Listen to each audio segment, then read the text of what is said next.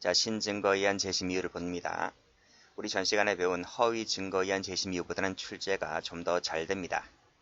자, 제5호입니다. 자, 유죄 선고받은 자에 대해서 무죄나 면소를 인정할 만한 명백한 증거가 새로 발견되었을 때, 이것이 이제 첫 번째 동그라미 1번 사유가 되고요. 자, 형 선고를 받은 자에 대해서 형 면제를 인정할 만한 명백한 증거가 새로 발견됐을 때, 이 부분이 동그라미 2번 됩니다. 자, 그 다음, 자, 원 판결이 인정한 죄보다 가벼운 죄를 인정할 만한 명백한 증거가 새로 발견됐을 때, 이것이 다음 페이지에 나와 있는 동그라미 3번이 됩니다. 이해되시죠? 그쵸? 그래서 이제 다시 올라가 보시면 제5호가 좀 깁니다. 자, 여기서부터 여기까지가 5호인데 좀 길어서 이것을 이제 하나씩 분리를 해서 여기서 하나 끊고 여기서 하나 끊고 해서 총 3개, 세 토막 낸 겁니다. 1번, 2번, 3번 이렇게 볼 겁니다.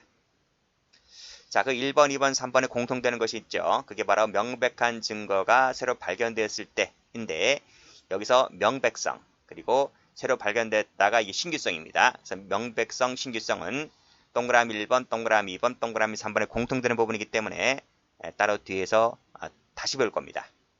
됐죠?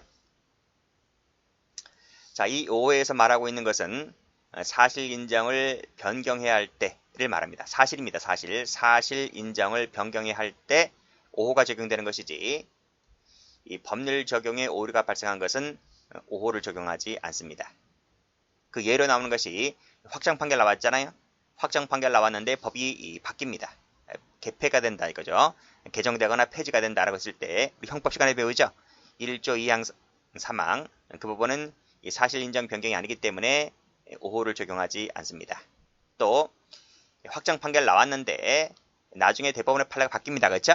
그랬을 때에도 5호를 적용하지 않습니다. 됐죠? 이때는 적용하지 않고 사실 인정 변경할 때만 5호가 된다. 이렇게 정리를 해 두시고요. 자, 그럼 이제 하나씩 보도록 합니다. 자, 먼저 동그라미 1번입니다. 자, 유죄가 나왔습니다. 유죄가 선고됐는데 어떠한 명백성, 그 다음에 신규성 때문에 이 사건이 이 판결이 확 바뀌는 거예요. 무죄 판결 또는 면소 판결로 바뀔 만한 명백한 증거가 새로 나왔을 때는 이것이 재심 사유가 됩니다. 여기서 이 유죄 선고를 받았다라고 했을 때 이 유죄에는 형 선고, 그 다음에 형 면제, 선고유예 전부 다 유죄 판결의 일종이죠. 그쵸? 그래서 이 유죄 선고에는 형 선고, 형 면제, 선고유예도 모두 포함되고요. 그렇지만은 공소기각은 여기에 포함되지를 않습니다. 이 유죄 판결에 그것도 팔립니다. 자, 다음 여기서 무죄를 인정할 만한 명백한 증거가 새로 발견됐을 때라고 했을 때 이 무죄 판결 관련된 판례가 나옵니다. 밑에 판례 나오죠? 그렇죠? 자, 라고 했을 때 자, 형벌에 관한 법령이 처음부터 헌법에 위배됩니다. 위배됩니다. 그랬을 때는 소급표가 발생하죠? 그렇죠? 그랬을 때에는 역시 이 무죄 판결에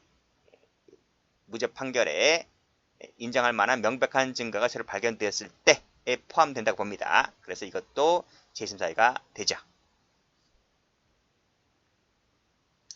됐고, 그러니까 이 부분은요 당초부터 헌법에 위반된다 했기 때문에 이 위에 나와 있는 법령 개표가 아닙니다.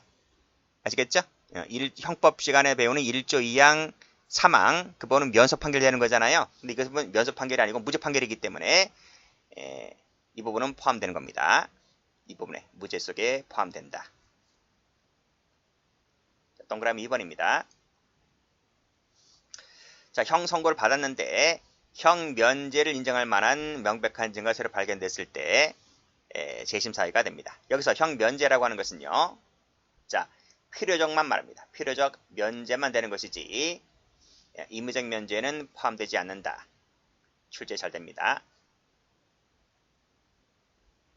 됐고, 자, 세 번째입니다. 자, 형 선고를 받았는데 원 판결이 인정한 죄보다 가벼운 죄를 인정할 만한 명백한 증거가 새로 발견됐을 때 재심 사유가 됩니다. 자, 이 가벼운 죄라고 하는 것은 법정형을 말합니다. 법정형이 가벼운 죄를 말하는 것이지 양형은 법정형이 아니죠. 그렇죠? 법정이 바뀌는 부분이 아니고 양형을 하는 데 있어서 참작 사유가 되는 부분은 포함되지를 않습니다. 그 예가 바로 우리 심신미약 종범 배우죠. 그렇죠? 필요적 감경 사유인데 심신미약은 임의적 감경이죠. 그리고 종범은 필요적 감경인데 이런 감경 사유는 포함되지를 않습니다. 또 자수라든지 다 감경 사유죠. 정상 참작 사유라든지 이런 것들 다 포함되지를 않습니다. 됐네요. 자, 판례 볼게요. 자, 위에서 말했던 부분입니다. 법정형을 말한다 그랬습니다. 그래서 여기 경한죄라 하는 것은 법정형이 가벼운 죄를 의미한다 할 것이다. 따라서 법정이 가벼워야 되는데 법정이 똑같아요. 똑같은 부분은 법정이 똑같다고 하는 부분은 법정이 가벼운 부분이 아니기 때문에 재심 사유가 되지 않겠죠. 됐습니다. 그 예로 나오는 것이 공소기각이죠. 공소기각도 공소기각 볼게요. 자, 여기서 보시게 되면 자, 법정이 가벼운 죄를 말하므로 동일한 죄에 대해서 공소기각을 선고받을 수 있는 경우는 포함되지 않는다. 이 자체가 시험 잘 나와요. 이 자체가. 그리고 이 화살표 되어 있죠. 이 화살표 되어 있는 부분도 이 부분입니다. 이 부분도 출제가 몇 번 되었기 때문에 이 부분도 알아두셔야 돼요. 그게 바로 공소기각 사유인데 볼게요. 자, 간통죄입니다. 옛날에는 간통죄가 친고죄였었잖아요. 그렇죠?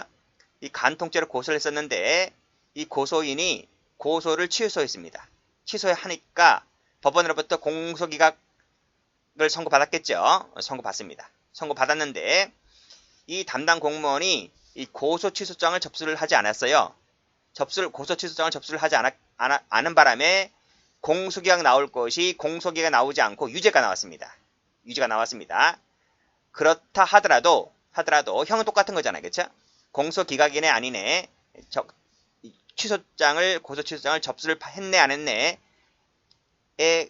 따라서 뭐 공소기각이든 유죄든 나오는 것인데 어쨌든 공소기각이든 유죄든 법정은 똑같은 거잖아요. 그렇죠? 간통죄의 법정이 똑같은 부분이었기 때문에 이 부분은 재심 사유가 되지를 않는다는 것이 판례입니다.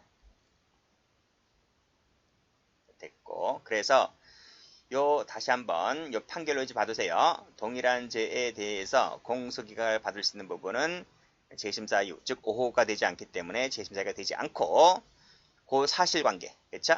고소취소장을 받아서 첨부를 해야 되는데 첨부하지 못했기 때문에 유죄가 나왔다. 이것은 재심사유가 되지를 않는다까지 같이 봐두시면 됩니다.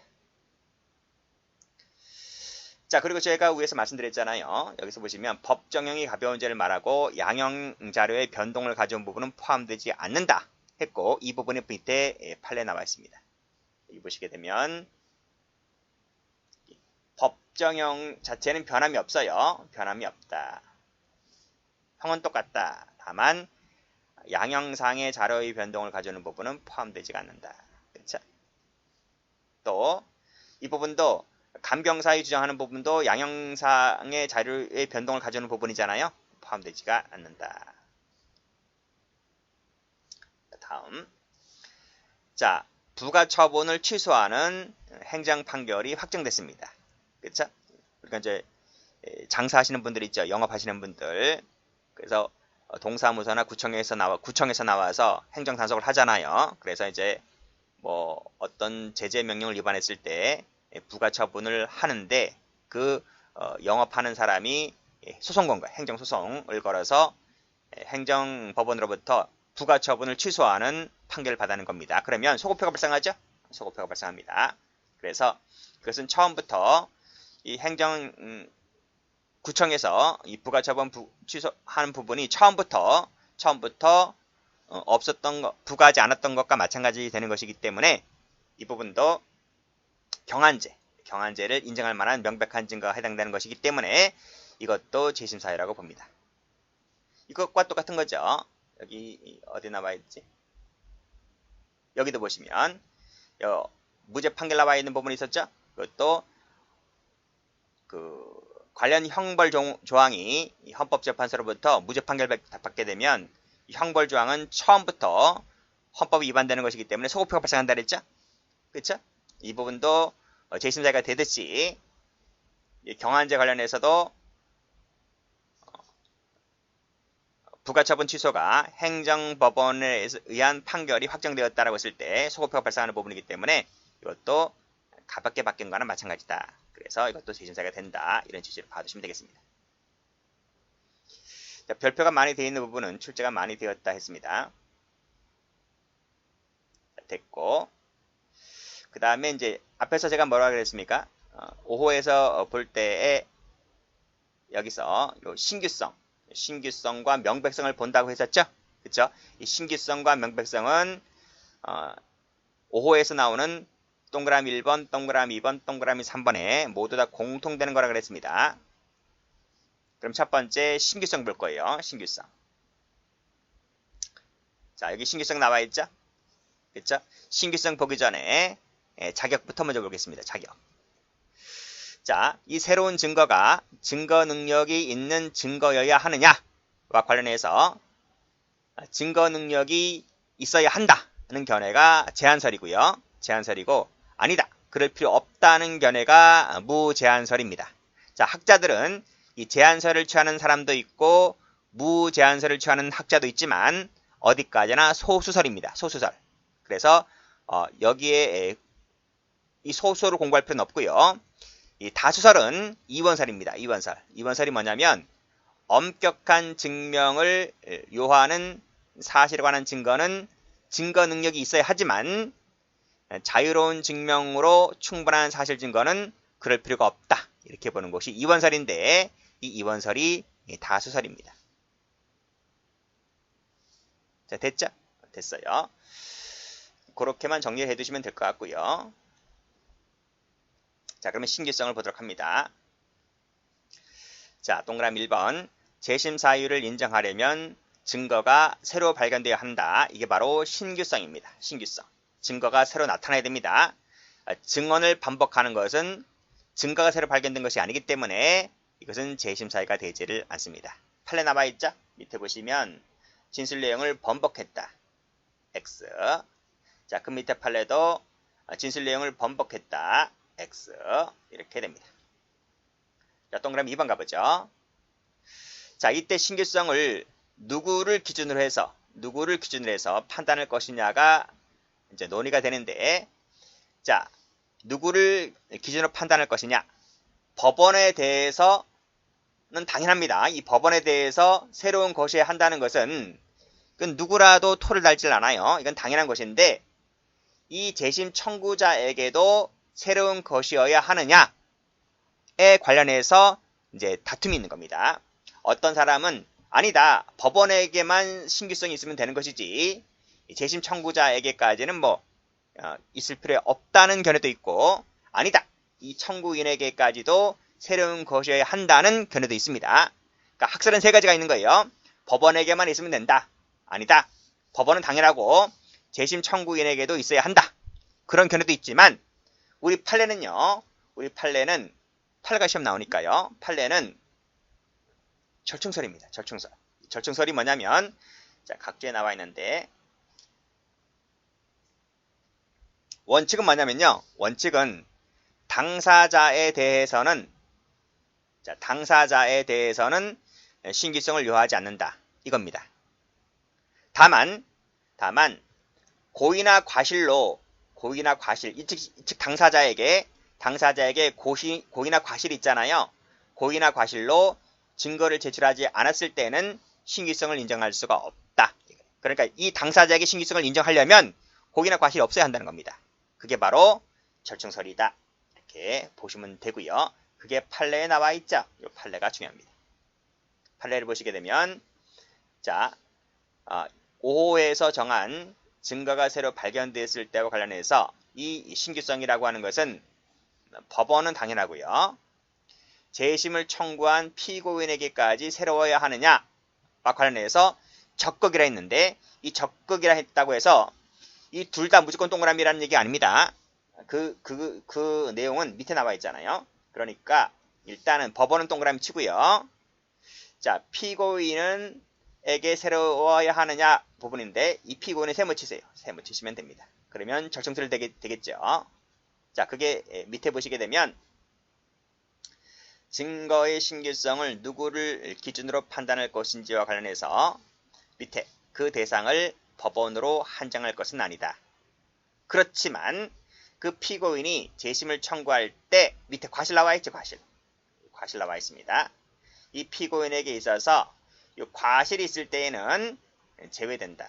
즉 이 피고인에게 고의나 과실이 없어야 돼.